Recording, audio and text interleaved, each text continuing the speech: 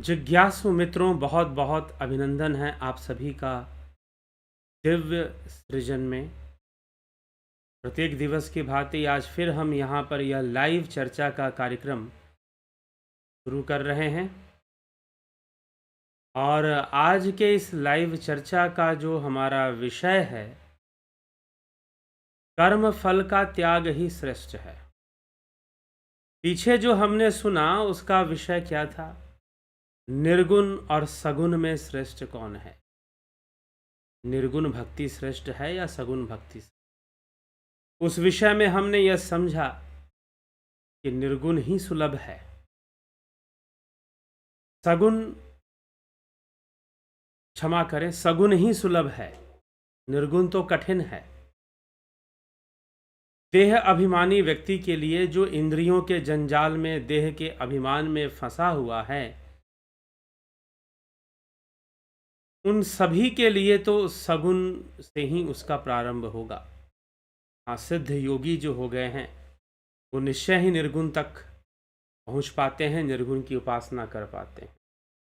लेकिन प्रारंभिक योगियों के लिए और देह अभिमानियों के लिए भगवान ने सगुण की ही बात की। लेकिन अब सगुण में भी अलग अलग अवस्थाएं हैं, उनमें भी श्रेष्ठ कौन है और सरल कौन है। जैसे कि सगुण सरल है, निर्गुण कठिन है। सगुण सरल है और निर्गुण कठिन है, वैसे ही अब सगुण में भी कौन कौन सी अवस्थाएं हैं और उनमें भी श्रेष्ठ क्या है और सरल क्या है। सरल क्या है, तो इन श्लोकों में, आगे के श्लोकों में भगवान इस विषय पे चर्चा कर रहे हैं और बता रहे हैं कि सगुण में भी क्या सरल है। तो भगवान ये कहते हैं कि भाई देखो, जो निर्गुण है वो कठिन है, सगुण सरल है। सगुण से ही प्रारंभ करना पड़ता है, लेकिन उसमें भी भगवान आगे कहते हैं, ये तो सर्वाणि कर्माणि मयि सन्न्यस्य मत्परः अनन्यनैव योगेन माम ध्यायन्त उपासते। परंतु जो संपूर्ण कर्मों को मेरे अर्पण करके और मेरे परायण होकर अनन्य योग से मेरा ही ध्यान करते हैं, उपासना करते हैं, जो मेरा ही ध्यान करते हैं और उपासना करते हैं, उनको कौन सी फल की प्राप्ति होगी? तो भगवान कहते हैं, तेषाम अहम समुद्धृता मृत्यु संसार सागरात भवामि न चिरात पार्थ मैया वेशित चेतसाम। हे पार्थ, मुझ में अविष्ट चित्त वाले उन भक्तों का मैं मृत्यु रूप संसार समुद्र से शीघ्र ही उद्धार करने वाला बन जाता हूं। मैं उनका उद्धार करता हूं जो ऐसी भावना रखते हैं और कर्म फल में आसक्ति न रखते हो। मय्येव मन आधत स्व मयि बुद्धिम निवेशय। मुझ में ही मन को लगा, मुझ में ही बुद्धि का निवेश कर, इन्वेस्टमेंट कर। मय्येव मन आधत स्व मयि बुद्धिम निवेशय निवसिष्यसि मय्येव अत ऊर्ध्वम न संशय। मुझ में मन को स्थापन कर, मुझ में ही बुद्धि को प्रविष्ट कर, इसके बाद मुझ में ही निवास करेगा, इसमें संशय नहीं है। मुझ में ही मन को स्थापन कर, मुझ में ही बुद्धि को प्रविष्ट कर, इसके बाद तू मुझ में ही निवास करेगा, इसमें संशय नहीं है। अब इसमें अगर संशय नहीं है तो फिर आगे की स्थिति भगवान कहते हैं कि अगर तुझे, अब हो सकता है कि भाई किसी को मन को लगाने में कठिन महसूस हो, तो क्या उसे सहारा लेना चाहिए? अथ चित्तम समाधातुम न शक्नोषि मयि स्थिरम अभ्यास योगेन ततो मामिच्छाप्तुम धनंजय। अगर तू मन को मुझ में अचल भाव से स्थिर करने में अपने को समर्थ नहीं मानता, तो हे धनंजय, अभ्यास योग के द्वारा मेरी प्राप्ति की इच्छा कर। अगर मन को मुझ में अचल भाव से स्थिर नहीं मानता, अगर तू मन को मुझ में अचल भाव से स्थिर करने में अपने को समर्थ नहीं मानता, तो धनंजय अभ्यास योग का सहारा ले। अर्जुन, अभ्यास योग का सहारा ले। क्योंकि मन अचानक से नहीं लग जाएगा, परमात्मा से प्रेम अचानक से भी नहीं हो जाएगा। और हम उनके प्रिय बन पाए यह तो और भी कठिन है। हम उनसे प्रेम करें ईश्वर से, लेकिन हम ईश्वर के प्रिय बन जाएं, यह और भी कठिन हो जाता है। तो अभ्यास योग, निरंतर अभ्यासी बनना चाहिए। संपूर्ण योग विज्ञान ही अभ्यास के सूत्र पे काम करता है। अभ्यास वैराग्याभ्याम तन्निरोध। संपूर्ण योग अभ्यास या योग सूत्र ही अभ्यास को ही केंद्र बिंदु मानकर चलता है कि अगर मन को मुझ में अचल भाव से स्थिर करने में असमर्थ है, अथ चित्तम मयि स्थिरम समाधातुम न शक्नोषि ततः धनंजय अभ्यास योगेन माम आप्तुम इच्छ। तो अभ्यास योग का सहारा ले और मेरी प्राप्ति की इच्छा कर। तुझे ऐसी इच्छा करनी चाहिए। तो अभ्यास करत करत अभ्यास ते जड़मति होत सुजान रसरी आवत जाते शिल्पे पड़त निशान। अरे अभ्यास करते करते जड़मति भी सुजान हो जाता है, बड़े से बड़ा काम हो जाता है। तो अभ्यास करते करते ईश्वर क्यों नहीं मिलेगा? अगर अभ्यास करने की ठान लो तो ईश्वर भी मिलेगा। मन लगे चाहे ना लगे, तुम प्रण ले लो कि मन को लगाना है, ध्यान योग में बैठना है, साधना करनी है, अभ्यास करना है। कोई विकल्प नहीं होता अभ्यास करने के वाला। एक बच्चा जब साइकिल सीखता है तो सीखते सीखते गिर जाता है, तो उसका क्या विकल्प है? इसका विकल्प यही है कि दोबारा उठे, अपने आप को ठीक करे थोड़ा, और फिर से साइकिल चलाने का अभ्यास शुरू कर दे। चलाने लग जाएगा, निश्चय ही चलाने लग जाएगा।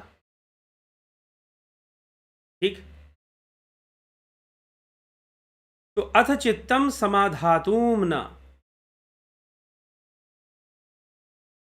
शक्य नोषि मयि स्थिरम अभ्यास योगेन ततु माम इच्छाप्तुम धनंजय। अभ्यास योग का तो प्रैक्टिस, अभ्यासी बने रहना पड़ेगा, अभ्यास में लगे रहना पड़ेगा। यही एक विकल्प है, यही एक समाधान है। पहले भी भगवान इस विषय को समझा चुके। अर्जुन को अभ्यास और वैराग्य का सहारा लेना पड़ेगा। अभ्यासेन तु कौन्तेय वैराग्येन च गृह्यते।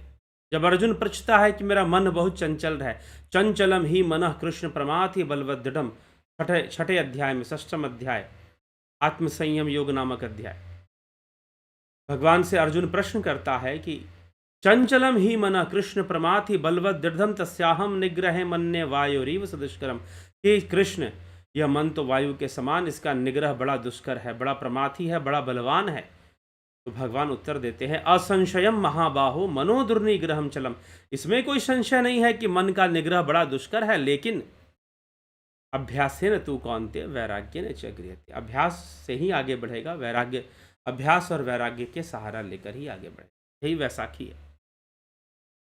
इसलिए यहां पर भी भगवान कहते हैं कि भक्ति योग में अभ्यास महत्वपूर्ण है। हालांकि किसी भी योग में अभ्यास महत्वपूर्ण है। भक्ति योग हो, ज्ञान योग हो, राज योग हो, हठ योग हो, अभ्यास तो करना ही पड़ेगा। तो अभ्यास से अप्य समर्थो असि मत कर्म परमो भव मदर्थमपि कर्माणि कुर्वन् सिद्धि मवापस्यसि। कि अभ्यास में भी असमर्थ है तो मेरे लिए कर्म करने के परायण हो जा, और मेरे लिए कर्मों को करता हुआ भी तू सिद्धि को प्राप्त हो जाएगा। मेरे लिए जो तुझे मैं निष्काम कर्म योग में लगा रहा हूं, उसमें लगने के लिए तैयार हो जा। अगर तेरे लिए अभ्यास, अब भगवान और विकल्प देंगे। भाई किसी का मन नहीं लग रहा तो अभ्यास करे, अगर अभ्यास भी नहीं कर सकता तो क्या करे? कर्म करे भगवान के अनुसार। और फिर भगवान आगे इसका समाधान देते हुए और विस्तार से कहते हैं, अगर मेरे योग के आश्रित हुआ इस कहे गए को भी करने में असमर्थ है, अगर तू अभ्यास करने में भी असमर्थ है, फिर कर्म करने में भी असमर्थ है, तो मन इंद्रियों को वश करके संपूर्ण कर्मों के फल की इच्छा को त्याग कर दे। कर्म फल का त्याग कर, संपूर्ण मन इंद्रियों को वश करके संपूर्ण कर्म फल का त्याग कर, कर्म फल की इच्छा का त्याग कर, वही श्रेष्ठ है। अब भगवान बताते हैं कि मन ना लगे तो अभ्यास करो, और अभ्यास ना हो तो फिर कर्म फल का त्याग, मेरे अनुसार कर्म करो। अगर मेरे अनुसार कर्म भी नहीं कर सकते, अगर तुम्हें लग रहा है कि जो मैं कर्म बता रहा हूं वो भी नहीं कर सकते, तो कर्म फल की इच्छा का त्याग कर दो, तो तुम्हारा योग होगा। इसी को और विस्तार से भगवान समझाते हैं कि अभ्यास से शास्त्र ज्ञान श्रेष्ठ है। अगर शास्त्र ज्ञान भी व्यक्ति को हो जाए तो अभ्यास भी अच्छा होगा। अभ्यास से शास्त्र ज्ञान श्रेष्ठ है और शास्त्र ज्ञान से ध्यान श्रेष्ठ है और ध्यान से सब कर्मों के फल की इच्छा का त्याग करना ही श्रेष्ठ है। उससे तत्काल परम शांति मिलती है। मुझे कर्मों का फल नहीं चाहिए, जो मिलेगा सम रूप से स्वीकार है। भगवान को सबसे प्रिय भक्त कौन है? जो समभाव है। एक बार भगवान बता चुके हैं कि ज्ञानी भक्त ही मुझे प्रिय हैं, लेकिन अब आगे और बताने वाले हैं वो कि उनको कौन प्रिय है। क्या उनका नाम लेकर नाचने गाने वाला प्रिय है? भगवान को प्रिय कौन है ये इस अध्याय में, क्योंकि यह भक्ति योग नामक अध्याय है। यह 12वां अध्याय श्रीमद् भगवद गीता का भक्ति योग नामक अध्याय है। तो भगवान इसमें जरूर बताएंगे कि उनको प्रिय कौन है, कौन सा भक्त उनको प्रिय है। हालांकि पहले भी एक बार वो ज्ञानी भक्त को प्रिय बता चुके हैं, लेकिन यहां पर कुछ दूसरे शब्दों में बोलेंगे। यहां ज्ञानी भक्त नहीं कहेंगे, दूसरे शब्दों का प्रयोग करेंगे। तो उसी की ओर भगवान जा रहे हैं और उसी के रहस्य को बता रहे हैं। अभ्यास से शास्त्र ज्ञान श्रेष्ठ है और शास्त्र ज्ञान से ध्यान में लीन होना चाहिए, वो श्रेष्ठ है। और ध्यान से भी श्रेष्ठ क्या है? मान लो ध्यान कर रहा है और कर्म फल की इच्छा अभी भी लगी हुई है, तो ध्यान का बहुत ज्यादा लाभ या ध्यान की बहुत गहराई में उतरना मुश्किल होगा। अगर ध्यान की गहराई में उतरना है तो कर्म फलों की इच्छा का त्याग कर दो कि तुम्हें अपने कर्म का ये फल मिलेगा या वो फल मिलेगा, या ऐसी प्राप्ति होगी या वैसी प्राप्ति होगी, खूब प्रतिष्ठा बढ़ेगा, खूब मान बढ़ेगा, खूब यश होगा, खूब फैलेगा। बहुत तरह की जो बातें हैं और बहुत तरह की जो कामनाएं हैं जो हमारे मन में रहती हैं। तो सब कर्मों की फल की इच्छा का भी त्याग कर दो। जब ये कर दोगे तो शांत हो जाओगे, सरल हो जाओगे, समभाव हो जाओगे। तो समभाव होने वाले योगी ही भगवान को सबसे ज्यादा प्रिय हैं। और समभाव होने के लिए कर्म फल की इच्छा का त्याग, क्योंकि त्याग से तत्काल ही परम शांति की प्राप्ति होती है। त्यागात अनंतरम शांति, त्यागात अनंतरम शांति ही, त्याग से तत्काल ही परम शांति की प्राप्ति हो जाती। ठीक है, तो हमें यह बहुत गंभीरता से, बहुत सच्चाई से विचार करना चाहिए, समझना चाहिए। तो श्रेष्ठ है क्या? श्रेष्ठ है कर्म फल का त्याग ही श्रेष्ठ है। मन को लगाओ, मन और बुद्धि को मुझ में निवेश करो, लेकिन समर्थ में नहीं हो तो अभ्यास करो। लेकिन अभ्यास से भी श्रेष्ठ है शास्त्र ज्ञान, क्योंकि जिसको शास्त्र ज्ञान होगा उसका अभ्यास जल्दी परिपक्व होगा, क्योंकि उसे पता है कि मुझे कितना और कैसे अभ्यास करना है। ठीक, और जो अगर कोई शास्त्र ज्ञान में परिपक्व होना चाहता है तो ध्यान जरूरी है। इसलिए भगवान लिखते हैं कि शास्त्र ज्ञान से भी श्रेष्ठ क्या है? ध्यान श्रेष्ठ है। ये श्रेष्ठ क्यों है ये समझना जरूरी है। मन बुद्धि को परमात्मा में निवेश करो, नहीं कर पाते तो अभ्यास करो, लेकिन अभ्यास की परिपक्वता हो पाए इसके लिए शास्त्रों का ज्ञान भी जरूरी है। इसलिए अभ्यास से शास्त्र ज्ञान श्रेष्ठ है और शास्त्र ज्ञान से ध्यान श्रेष्ठ है। अगर शास्त्रों की बारीकी और गहराई को समझना है तो ध्यान की गहराई में उतरो। ध्यान की गहराई में उतरोगे तो भली भांति समझ में आएगा कि शास्त्र हमें क्या समझाना चाहते हैं। ध्यान की गहराई में उतर के समझ में आएगा। लेकिन ध्यान की गहराई में भी अगर परिपक्व होना है, उतरना है, तो कर्म फल का त्याग कर दो। कर्म फल की इच्छा की प्राप्ति की जो इच्छा है उसे त्याग कर दो। कोई कर्मों का फल भोगने की अगर इच्छा है तो वो तुम्हें ध्यान की गहराई में डूबने देगी ही नहीं। वो तुम्हें तुरीयावस्था और उससे आगे बढ़ने ही नहीं देगी, परावस्था में नहीं जाने देगी, क्योंकि तुम्हारे अंदर अभी भी कर्म फल को भोगने की इच्छा है। इसलिए जो कर्म फल की इच्छा का त्याग कर देगा उसे तत्काल ही परम शांति की प्राप्ति हो जाएगी। भगवान यह व्याख्या कर, उसे तत्काल ही परम शांति की प्राप्ति हो जाएगी। तो ऐसे परम शांति, अब भगवान इसी का आधार लेकर यह बताएंगे कि सबसे प्रिय भक्त कौन है। भगवान का सबसे प्रिय भक्त कौन है, इसी तथ्य का आधार लेकर बताया जाएगा। भगवान स्वयं बताएंगे कि सबसे प्रिय भक्त कौन सा है।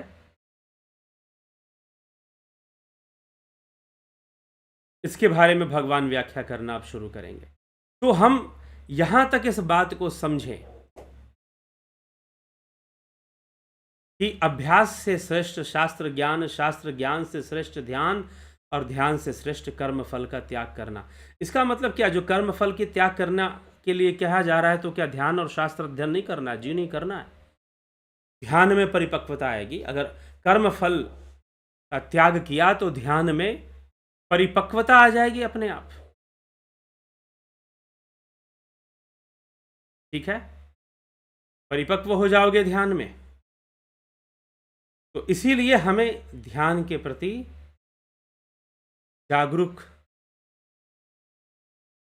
होना है और ध्यान को भले भांति से समझ। ठीक, तो चलिए, कर्म फल का त्याग, यही सब भगवान समझा रहे हैं। और ध्यान की गहराई भी तभी प्राप्त हो पाती है, और ध्यान की गहराई के में उतरने का ही यह मार्ग है जो ध्यान योग का मार्ग है। ध्यान योग का मार्ग है। ध्यान योग का जो कोर्स है ऑनलाइन 20 अप्रैल से शुरू हो रहा है ऑनलाइन। अगर आप ऑफलाइन करते हैं तो 13 अप्रैल से शुरू होगा। 13 अप्रैल से ऑफलाइन कार्यक्रम भी शुरू हो जाएगा।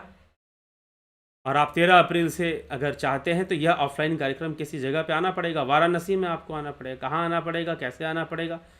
अगर ऑफलाइन कोर्स करना है तो संपर्क करें। ठीक है, चलिए, तो इसी के साथ हम आगे बढ़ेंगे। और ध्यान योग और प्राकृतिक चिकित्सा का अगर आप कोर्स करना चाहते हैं तो जरूर इसका लाभ उठाइए। और साथ ही साथ दर्शन का कोर्स आज शुरू हो गया, ऑनलाइन कोर्स ऑन फिलोसफी। यह आज प्रारंभ हो चुका है, शुरू हो चुका है। लेकिन फिर भी हम आपको 5 तारीख तक इसको ज्वाइन करने की छूट देते हैं। आज 2 तारीख से शुरू हो गया है, 5 तारीख तक आप इस कोर्स को ज्वाइन कर सकते हैं। 5 अप्रैल तक आप इस कोर्स को, फिलॉसफी का कोर्स, पाश्चात्य दर्शन, विश्व दर्शन और भारतीय दर्शन के बारे में इसमें जानकारियां दी गई हैं। पाश्चात्य दर्शन और भारतीय दर्शन के बारे में इसमें जानकारियां दी गई हैं। तो इंडियन, इसमें लिखा है philosophy with Indian and western approach, अर्थात पाश्चात्य दर्शन का भी ज्ञान इसमें दिया जाता है। लाभान्वित हो इस कोर्स से, लाभ उठाएं और ज्ञान की प्राप्ति करें। ज्ञान ही हमें स्वतंत्र करेगा, ज्ञान ही हमें शुद्ध करेगा, ज्ञान ही हमें पवित्र करेगा। ज्ञान से ही तो स्वतंत्रता आती है, और किससे आती है? स्वतंत्र हम होना चाहते हैं, एक तो संसार के मायावी बंधन से, फिर प्रकृति के सूक्ष्म बंधन से। तो ज्ञान ही हमें ले जाएगा। ज्ञान, और ज्ञान के साथ जुड़ जाएगा ध्यान। और जब ध्यान जुड़ जाएगा तो ध्यान हमें, इसे जीवात्मा को ही स्वतंत्र कर देगा। ध्यान जो है इसे जीवात्मा को ही पूर्णतः स्वतंत्र कर देगा। तो इतना ध्यान का लाभ है। तो जरूर हम लाभान्वित हो, ज्ञान से भी और ध्यान से भी। उसीलिए ध्यान योग का कोर्स चलाया जाता है। आप इसका लाभ उठाएं, लाभान्वित होकर अपने जीवन का कल्याण करें।